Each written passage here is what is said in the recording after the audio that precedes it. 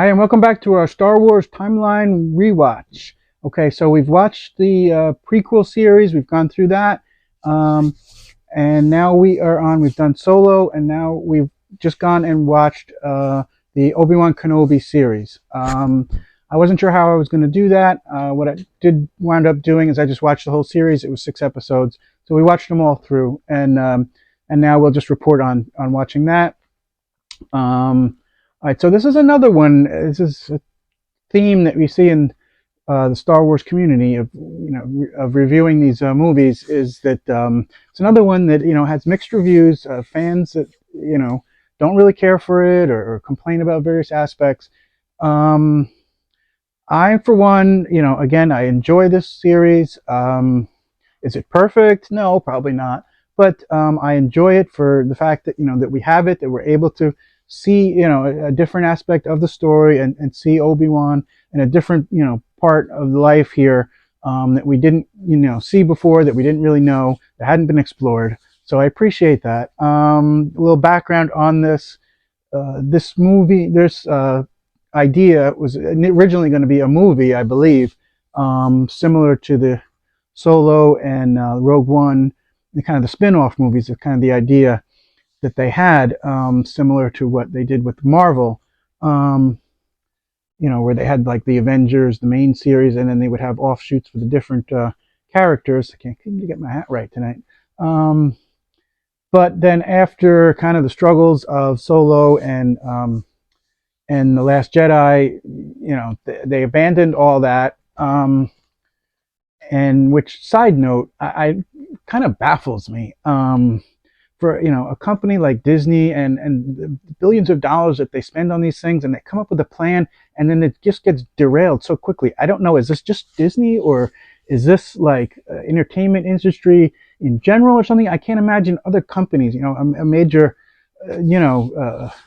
business company, Microsoft or Intel or whatever, or 3M or something, come up with a business plan that they invest so much in, and then one setback or something, and they throw everything out, and they redo their whole philosophy goes out the window after like one setback or something. It just seems crazy to me. But anyway, that's what they did. They kind of abandoned the whole that whole idea of having the main storylines and having these offshoot movies, and then so this idea of the Obi-Wan Kenobi story kind of got pushed by the wayside, and it lingered for a while, and eventually kind of came back as this short series format, 6 episode format. So I don't know if this was actually the exact plot that they had for the movie, or if it changed over time. Probably it changed to some degree. I don't know if the plot was really that set for the the movie concept. But they did whatever, they extended it here, and some people say maybe it's too long, maybe it should have just been a movie because they kind of drew it out too long. I don't I don't know. Again, it was only 6 episodes. It's not really that long. And I think it's a pretty good way of telling the story. I like that we start off, we see Obi-Wan, and he's kind of this is after Revenge of the Sith, and we see the state that he's in. He's really dejected. He's really, he's lost faith in the Force, and he's kind of living out on Tatooine, in his a menial job here, working, and really like kind of abandoned the whole Jedi philosophy and all that, and is doesn't acknowledge anything to do with the Jedi. So it's really like, it's kind of interesting, I think, to watch the character and how he develops from the character that we saw in the prequels until the character that we then meet in A New Hope. So I kind of like the way that this bridged that story. Um, and it's cool to see young Leia obviously is key in the story, and then Luke is in there a little bit. And then of course the Darth Vader aspect that looms over it, and the confrontation between them, and how that plays out. So I thought that that went really well. Obviously, that's the climax of the series, is when the confrontation between them. I mean, the story does, I feel, lose something, or has a the drawback of that you know, as you know, they try to, you know, put them in, you know, intense situations and all. But you know, obviously the outcome. You know, nobody, you know, that Obi-Wan is not going to die in this series. You know, Leia's going to be okay. You know, Luke's going to be okay. You know the main characters, their ending. So you know, there's really not as much tension buildup, and that's just, you know, that's just how it is, I guess. You really not much you can do about that part. So I do think that's a weakness to the whole plot here. You know, I do think maybe, in my opinion, probably it would have been better maybe to not have the story be about Leia and Luke, and you know, maybe just made it something else that Obi-Wan does during this time. And of course, they did, you know, have to have a confrontation with Vader, and again, the same thing. I mean, you know, it's going to kind of basically end in a draw. That nobody's going to really win here because, of course, you know they're going to meet again in the next movie. But I do think, all that aside, I do think that, you know, that confrontation really played out well.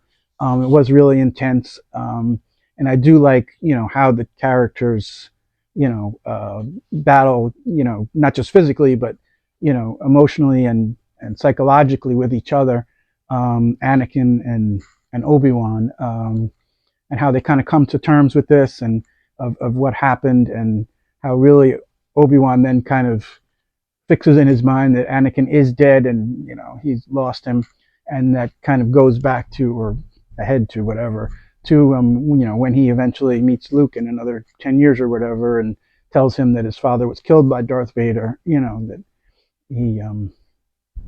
he's kind of admitted that, you know, in his mind that you know, that Obi-Wan admits that Anakin is dead, and that's how he sees it. Um, so I do think it's a powerful confrontation between them, and all that. And again, knowing all the backstory and the other parts that have been filled in on these characters, I think it's, you know, it was really cool to, you know, to see. Yeah, so I mean, I like the series. Again, I think it sets up well. I wouldn't mind seeing continuation of it. Um, I don't think that's really in the cards.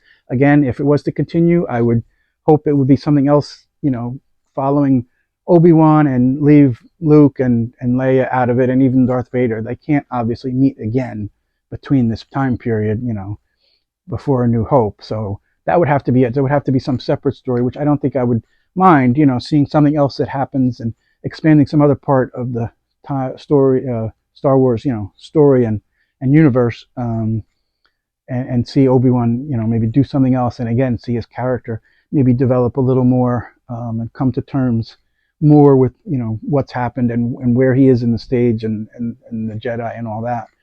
Um, so I do think that would be good. Again, the ending of this series, again, where they have Reva kind of going through her story as well, is interesting.